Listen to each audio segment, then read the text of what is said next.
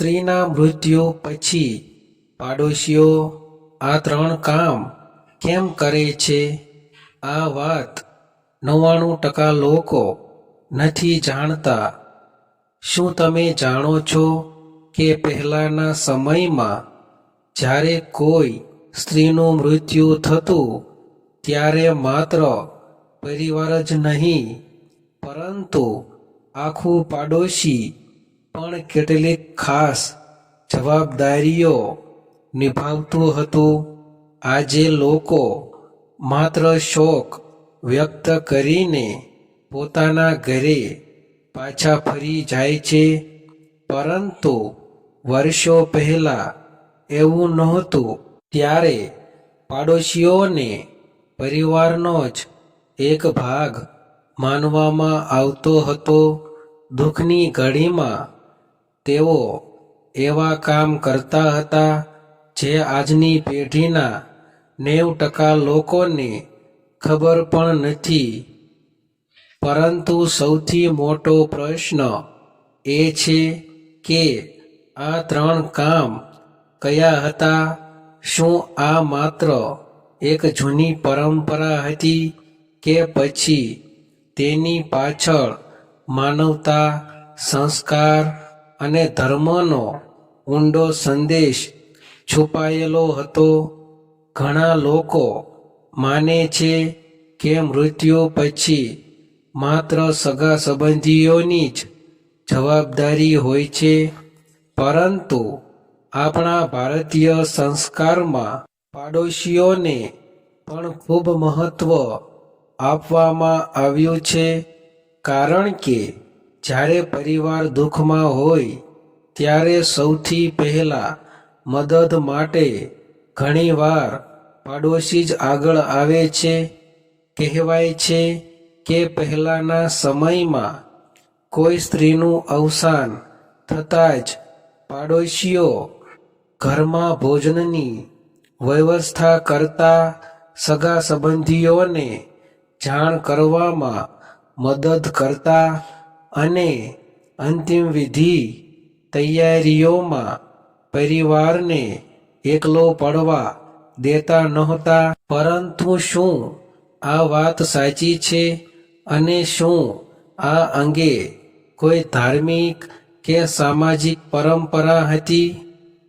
આજના વિડીયોમાં આપણે જાણીશું સ્ત્રીનું મૃત્યુ થાય ત્યારે પાડોશીઓ કયા 3 મહત્વના કામ કરતા હતા, શા માટે કરતા હતા, અને આ પરંપરા આપણને માનવતા વિશે શું શીખવે છે. પરંતુ મિત્રો, આ વિડીયોના અંતમાં હું તમને એક એવી પરંપરા વિશે જણાવીશ જે આજે લગભગ ભૂલાઈ ગઈ છે. જો દરેક સમાજ ફરીથી તેને અપનાવે તો દુઃખની ઘડીમાં કોઈ પણ પરિવાર ક્યારેય એકલો અનુભવશે નહીં. તેથી આ વિડીયો અંત સુધી જરૂર જોતા રહેજો, કારણ કે આજે તમે માત્ર 3 કામ નહીં પરંતુ આપણા પૂર્વજોના સંસ્કાર, કરુણા અને એકતાનું એક એવું સત્ય જાણવા જઈ રહ્યા છો જે કદાચ તમે પહેલાં ક્યારેય સાંભળ્યું નહીં હોય. મૃત્યુ એ જીવનનું એક અચૂક સત્ય છે. જ્યારે કોઈ વ્યક્તિ આ દુનિયાને અલવિદા કહે છે ત્યારે માત્ર એક પરિવાર જ નહીં પરંતુ આખો સમાજ તેના દુઃખમાં સહભાગી બને છે. ખાસ કરીને પહેલાંના સમયમાં જ્યારે કોઈ સ્ત્રીનું અવસાન થતું ત્યારે માત્ર સગા સંબંધીઓ જ નહીં પરંતુ પાડોશીઓ પણ પરિવારના સભ્યની જેમ દરેક જવાબદારી નિભાવતા હતા. આજના સમયમાં કદાચ આ પરંપરાઓ ઘણી જગ્યાએ ઓછી થઈ ગઈ છે, પરંતુ આપણા પૂર્વજોના સમયમાં તેનું ખૂબ મહત્વ હતું. ત્યારે લોકો માનતા હતા કે દુઃખની ઘડીમાં એક પરિવારને એકલો ન છોડવો જોઈએ. પાડોશી માત્ર આસપાસ રહેતા લોકો નહોતા, પરંતુ સુખ દુઃખના સાચા સાથી હતા. કોઈ સ્ત્રીનું મૃત્યુ થતાં જ તેઓ પોતાના તમામ કામ મૂકી મૃતકના પરિવાર પાસે પહોંચી જતા અને શક્ય તેટલી દરેક મદદ કરતા. આ માત્ર એક સામાજિક ફરજ નહોતી, પરંતુ માનવતા અને ભારતીય સંસ્કૃતિનું જીવંત ઉદાહરણ હતું. ઘણા લોકોના મનમાં પ્રશ્ન થાય છે કે પાડોશીઓ ખરેખર શું કરતા હતા? શું તેઓ માત્ર શોક વ્યક્ત કરવા માટે આવતા હતા કે પછી તેમની કેટલીક વિશેષ જવાબદારીઓ પણ હતી? હકીકતમાં આપણા સમાજમાં એવી ઘણી પરંપરાઓ હતી જેમાં પાડોશીઓ અંતિમ વિધિની તૈયારીઓથી લઈને પરિવારને માનસિક હિંમત આપવા સુધી અનેક મહત્વના કાર્યો કરતા હતા. અહીં એક વાત સમજવી ખૂબ જ જરૂરી છે કે હિન્દુ ધર્મના મુખ્ય શાસ્ત્રોમાં દરેક વિસ્તારમાં પાડોશીઓએ કરવાના ચોક્કસ 3 નિયમો જણાવેલા નથી. આ રીતે મુખ્યત્વે સ્થાનિક પરંપરા, સમાજ અને કુટુંબની પ્રથાઓ પર આધારિત હતી. એટલે અલગ અલગ પ્રદેશોમાં તેમાં થોડો ફેરફાર જોવા મળે છે, પરંતુ એક વાત દરેક જગ્યાએ સામાન્ય હતી: દુઃખની ઘડીમાં પરિવારને એકલો ન છોડવો. આ વિડીયોમાં આપણે જાણીશું કે પહેલાના સમયમાં કોઈ સ્ત્રીનું અવસાન થાય ત્યારે પાડોશીઓ કયા 3 મહત્વના કામ કરતા હતા, શા માટે કરતા હતા, અને આ પરંપરા આજે પણ આપણને શું શીખવે છે? તો મિત્રો, વિડીયો અંત સુધી જરૂર જોતા રહેજો, કારણ કે આગળ તમે જાણશો કે આપણા પૂર્વજોએ માત્ર સંબંધો જ નહીં, પરંતુ માનવતા, કરુણા અને એકતાને કેવી રીતે જીવંત રાખી હતી. કદાચ આ માહિતી સાંભળ્યા પછી તમે પણ સમજશો કે સાચો પાડોશી માત્ર નજીક રહેતો માણસ નથી, પરંતુ મુશ્કેલીના સમયમાં સૌથી પહેલા સાથે ઊભો રહેતો વ્યક્તિ છે. હવે જાણીએ કે પહેલાના સમયમાં જ્યારે કોઈ સ્ત્રીનું મૃત્યુ થતું ત્યારે પાડોશીઓ એવા કયા 3 મહત્વના કામ કરતા હતા જેને સમાજમાં ખૂબ જ પવિત્ર અને માનવતાભર્યું માનવામાં આવતું હતું. નંબર 1, પરિવારને એકલો ન છોડવો અને હિંમત આપવી.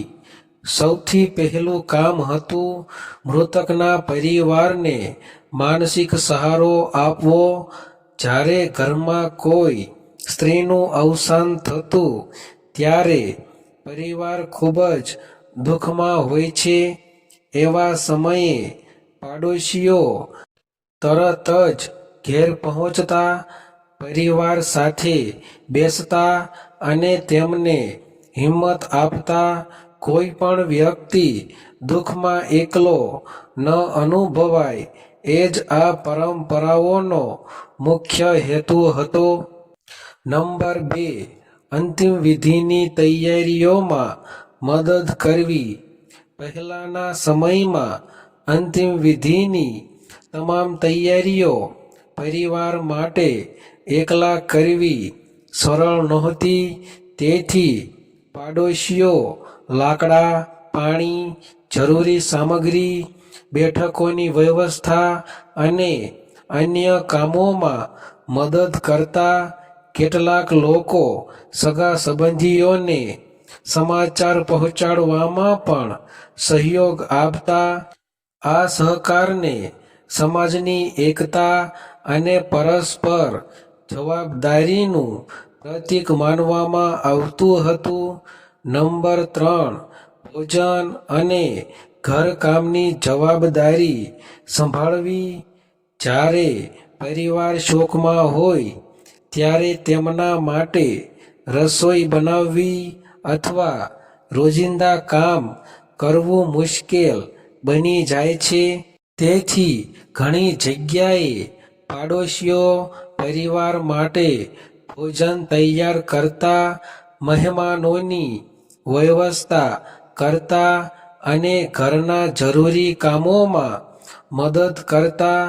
આ કાર્ય માત્ર સેવા નહોતું, પરંતુ માનવતા અને કરુણાનું જીવંત ઉદાહરણ હતું. પરંતુ મિત્રો, અહીં એક મહત્વની વાત સમજવી જરૂરી છે. હિન્દુ ધર્મમાં મુખ્ય શાસ્ત્રોમાં એવો કોઈ સર્વમાન્ય નિયમ નથી કે પાડોશીઓએ આ 3 કામ કરવા જ જોઈએ. આ પરંપરાઓ મુખ્યત્વે સ્થાનિક સમાજ, કુટુંબ અને ભારતીય સંસ્કૃતિમાં વિકસેલી માનવતાભરી રીતો છે. અલગ અલગ પ્રદેશોમાં તેમાં થોડો ફેરફાર જોવા મળે છે. આ પરંપરાનો સૌથી મોટો સંદેશ એ છે કે જ્યારે કોઈ પરિવાર પર દુઃખ આવે ત્યારે સમાજે તેમની સાથે ઊભું રહેવું જોઈએ. સાચી સેવા માત્ર શબ્દોમાં નહીં, પરંતુ મુશ્કેલીના સમયમાં કરેલી મદદમાં જોવા મળે છે. આપણા પૂર્વજોએ શીખવ્યું છે કે દુઃખ વહેંચવાથી તે હળવું થાય છે. તેથી આજે પણ જો આપણા આસપાસ કોઈ પરિવાર આવી પરિસ્થિતિમાંથી પસાર થઈ રહ્યો હોય, તો શક્ય હોય તેટલી મદદ, સાંત્વના અને સહયોગ આપવો એ જ સાચી માનવતા અને ભારતીય સંસ્કૃતિનો સૌથી મોટો સંદેશ છે. તો મિત્રો, આજે આપણે જાણ્યું કે પહેલાના સમયમાં જ્યારે કોઈ સ્ત્રીનું મૃત્યુ થતું ત્યારે પાડોશીઓ માત્ર શોક વ્યક્ત કરવા માટે જ નહોતા આવતા, પરંતુ તેઓ પરિવારના સભ્યની જેમ દરેક શક્ય મદદ કરતા હતા. આ પરંપરાઓ આપણને શીખવે છે કે સાચો સમાજ એ જ છે જે સુખમાં નહીં, પરંતુ દુઃખમાં પણ એકબીજાની સાથે મજબૂતીથી ઊભો રહે. આજના સમયમાં ભલે જીવનશૈલી બદલાઈ ગઈ હોય, પરંતુ માનવતા, કરુણા અને એકબીજાની મદદ કરવાની ભાવના ક્યારેય બદલાવી જોઈએ નહીં. જ્યારે કોઈ પરિવાર મુશ્કેલીમાં હોય ત્યારે તેને સાંત્વના આપવી, શક્ય હોય તેટલી મદદ કરવી અને તેને એકલો ન અનુભવવા દેવું એ જ સાચી ભારતીય સંસ્કૃતિ અને સનાતન ધર્મનો સંદેશ છે. જો તમને આજનો આ વિડિયો ગમ્યો હોય અને તમને કંઈક નવું જાણવા મળ્યું હોય તો વિડીયોને લાઈક જરૂર કરજો અને તમારા મિત્રો તથા પરિવાર સાથે શેર પણ કરજો, જેથી તેઓ પણ આપણા પૂર્વજોની આ સુંદર પરંપરાઓ વિશે જાણી શકે? હવે નીચે કોમેન્ટ કરીને જરૂર જણાવજો. શું તમારા ગામ કે શહેરમાં આજે પણ પાડોશીઓ આવી રીતે પરિવારની મદદ કરે છે? તમારા અનુભવ અમારા માટે ખૂબ જ મહત્વના છે. અને જો તમે હજુ સુધી અમારી ચેનલ લાઈફ ચેન્જિંગ 9192 ને સબસ્ક્રાઈબ નથી કરી તો હમણાં જ સબસ્ક્રાઈબ કરો અને બેલ આઇકન પણ દબાવી દો, જેથી ધર્મ, ગરુડ પુરાણ, હિન્દુ પરંપરાઓ, આધ્યાત્મિક રહસ્યો અને જીવન ઉપયોગી જ્ઞાનથી ભરેલી દરેક નવી વિડીયો તમને સૌથી પહેલા મળી શકે. જય શ્રી કૃષ્ણ. ધન્યવાદ.